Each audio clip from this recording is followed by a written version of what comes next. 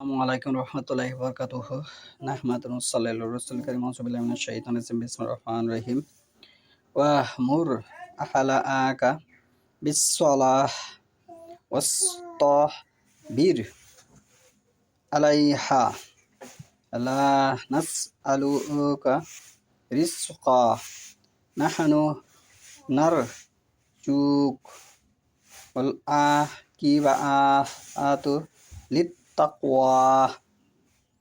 আজকের বক্তব্যের বিষয় হলো দায়িত্বশীল ব্যক্তির সম্পর্কে। প্রত্যেকটি মানুষ দায়িত্বশীল যে সেটি এখানে আমি উপস্থাপন করব সে সম্পর্কে। আমি যে আয়াতটা তেলাওয়াত করেছি 20 নম্বর সূরা তহা, আয়াত নম্বর হচ্ছে 132, আয়াত হচ্ছে 132 সূরা তহা। তোমার পরিবার পরিজনকে নামাজের আদেশ দাও। আমি আমার পরিবারের দায়িত্ব, আমি আমার পরিবার, স্ত্রী এবং সন্তান তাদেরকে আমি নামাজের আদেশ দাও। এখানে বলা হচ্ছে আমি তাদেরকে আদেশ দিব এবং নিচে তাতে অবিচল থাকো, অটল থাকো।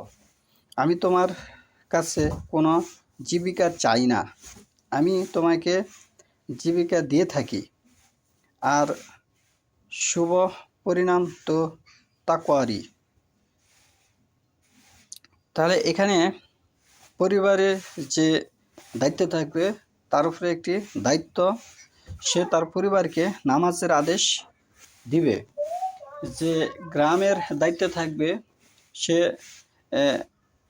আমির গ্রামের লোককে এই ইসলামী যে বিষয় সেটি বাস্তবায়ন করার জন্য তার উপর দায়িত্ব বর্তাবে। যে জেলার যে দায়িত্ব থাকবে সে তার জেলায় ইসলাম বাস্তবায়ন হচ্ছে কিনা এটির দায়িত্ব তার উপর বর্তাবে, সে আমিরের উপর বর্তাবে। যে দেশের আমির থাকবে, দেশের প্রধান থাকবে, দেশের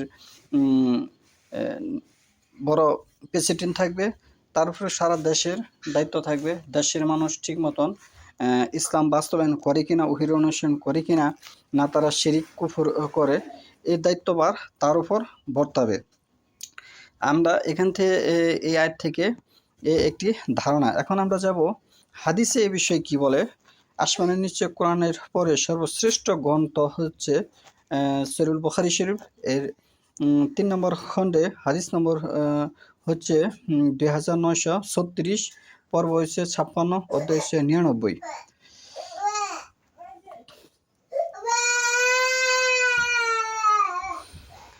আব্দুল্লাহ ইবনে আব্বাস রাদিয়াল্লাহু আনহুমা আকবারাহু আন্না রাসূলুল্লাহি সাল্লাল্লাহু আলাইহি ওয়াসাল্লাম কাতাবা ইলা কাইসার ওয়া ক্বালা ফা ইন তাওয়াল্লাইতা ফা ইন্না আলাইকা ইসমাল আরিসিন।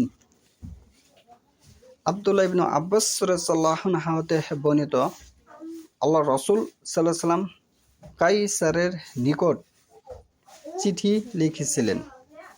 আল্লাহ রাসূল সাল্লাল্লাহু আলাইহি ওয়াসাল্লাম কাইসারের নিকট কি লিখেছিলেন? চিঠি লিখেছিলেন। এবং এতে বলেছিলেন, ওই চিঠিতে আল্লাহ রাসূল বলেছিলেন, যদি তুমি মুখ ফিরিয়ে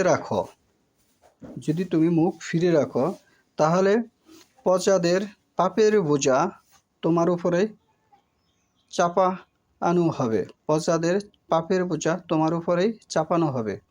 প্রজাদের পাপের বোঝা তোমার উপরেই চাপানো হবে। তাহলে এখানে সে কাইসার একজন কি রাষ্ট্রের প্রধান ছিল, রাজা ছিল। যদি তুমি মুখ ফিরে রাখো, ফা ইন অতঃপর ইন হচ্ছে যদি, তাওয়াল্লাইতা তুমি মুখ ফিরে রাখো, ফা ইন্নাকা নিশ্চয়, আলাইকা তোমার উপর, কা হয়েছে এক বচন, কমা হয়েছে দ্বিবচন, কম হয়েছে বহুবচন, তোমার উপর কাজ যেহেতু ব্যবহার হয়েছে তাহলে একজনকে বোঝানো হয়েছে, সে রাজাকে কাইসারকে বোঝানো হয়েছে। ইসম হচ্ছে পাপ, আর ইসিন তোমার উপর চাপানো হবে। তাহলে এই হচ্ছে আজকের হাদিসের এবং কোরআনের যে ব্যাখ্যা বিশ্লেষণ, এটি বাস্তবায়ন করতে হবে। সূরা মাইদার 67 নম্বর আয়াতে আল্লাহ বলছে যে আমি তোমার উপর যে ওহী অবতীর্ণ করেছি তার অনুসরণ তুমি করো, তা যদি তুমি না করো তাহলে তুমি আমার রিসালাত প্রচার করলে না। তাহলে এখানে কিন্তু আবার রাসূলুল্লাহ সাল্লাল্লাহু আলাইহি ওয়াসাল্লাম এই কথার পরিপ্রেক্ষিতে সে আবার বলছেন যে বাল্লিগু আন্নী ওয়ালাউ আয়া, আমার পক্ষ থেকে একটা হাদিস জানা থাকলেও তোমরা কি করো, প্রচার করো। তাহলে রাসূলুল্লাহ সাল্লাল্লাহু আলাইহি ওয়াসাল্লামের উপর যেমন দায়িত্ব ছিল, সে দায়িত্ব কিন্তু সে তার উম্মতের উপর দিয়ে দিয়েছেন যে ইয়া আইয়ুহার রাসূলু বাল্লিগ, হে রাসূল বাল্লিগ শব্দ হচ্ছে প্রচার কর, মা হয়েছে যা উনিশিল হচ্ছে তোমার উপর নাজিল করা হয়েছে ইলাইকা তোমার প্রতি, ইলাইকা ইলাইকা কাহিস এক বছর মিরাব্বিকা তোমার রবের পক্ষ থেকে। তাহলে ঠিক এই আয়াতে যা নাজিল করেছে তা প্রচার করার কথা এসেছে। এখানে ইলিয়াসি তাবলিগের মধ্যে অনেক বিভ্রান্তি কথাবার্তি আছে, সেগুলি কিন্তু কোরআন সুন্নাহ মোতাবেক সহি হবে না, কারণ এখানে নাজিল করার কথা বিষয় এসেছে। যেমন সূরা নাজমে আল্লাহ বলেছে, রাসূলুল্লাহ সাল্লাল্লাহু আলাইহি ওয়াসাল্লাম ব্যক্তিগত কোনো কথা বলেনি, ওমা ইয়ানতিকু আনিল হাওয়া, আল্লাহ রাসূল সাল্লাল্লাহু আলাইহি ওয়াসাল্লামকে যা তিনি বলেছেন তাই সে বলেছে। তাহলে সে ব্যক্তিগত কোনো কথা বলেনি। এই দুটি আয়াত থেকে স্পষ্ট বোঝা যায়। একটি হচ্ছে সূরা মাইদার ৬৭ নম্বর আয়াত, একটি সূরা নাজমের ৩ নম্বর আয়াত। তাহলে তার এই যেহেতু ব্যক্তিগত কথা বলেনি, ওহিমাত্র হচ্ছে আল কোরআন, ওহি গাইরিমাত্র হচ্ছে আল রাসূল হাদিস, সহিহ হাদিস ও আল কোরআন। সে হাদিসের স্তরটা ৪টি স্তর ঠিক থাকতে হবে, তাহলে সেটি কোরআনের মতো হবে।